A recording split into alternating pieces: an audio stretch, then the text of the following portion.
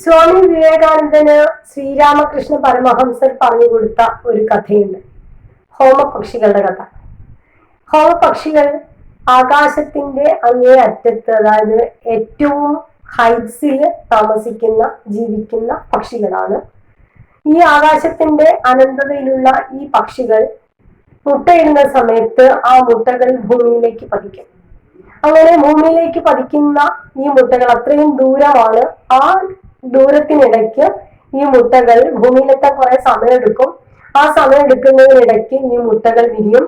മുട്ടകൾ വിരിയുന്ന സമയത്ത് ആ കുഞ്ഞുങ്ങൾ, മുട്ട വിരിഞ്ഞു പുറത്ത് വരുന്ന ആ കുഞ്ഞുങ്ങൾ മനസ്സിലാക്കുന്നു താങ്കൾ താഴേക്കാണ് പോകുന്നത്, ഭൂമിയിലേക്കാണ് പോകുന്നത് എന്നറിയുന്ന ഈ കുഞ്ഞുങ്ങൾ സർവശക്തിയും എടുത്ത് പറന്ന് മുന്നോട്ടേക്ക് പോകും. അങ്ങനെ അവ ആ ആകാശത്തിന്റെ അനന്തതയിൽ എത്തിച്ചേരും.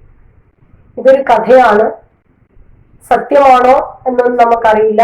ഹോമപക്ഷികൾ ഉണ്ടോ ഇല്ലയോ എന്നൊന്നും അറിയില്ല. കാരണം നമ്മൾ അവയെ ഒരിക്കലും കാണില്ല എന്നാണ് പറയുന്നത്.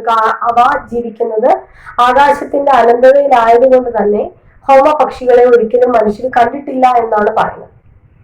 നമ്മളുടെ സ്കൈലാർക്കിനെ കൊണ്ട് പറഞ്ഞതുപോലെ, സ്കൈലാർക്ക് എന്ന വാനമ്പാടിയെ ഒരിക്കലും നമുക്ക് കാണാൻ കഴിയില്ല, അവയുടെ ശബ്ദം മാത്രമേ കേൾക്കാൻ സാധിക്കൂ എന്ന് പറയുന്നത് പോലെ ഉള്ള ഒരു പക്ഷിയാണ് ഹോമപക്ഷി.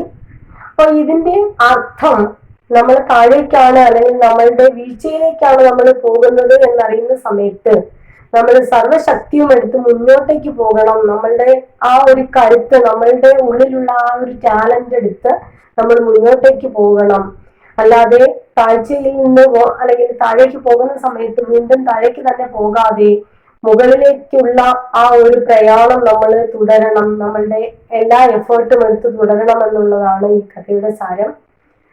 നമ്മൾക്ക് ഓരോരുത്തർക്കും അങ്ങനെ കഴിയട്ടെ. Have A nice day.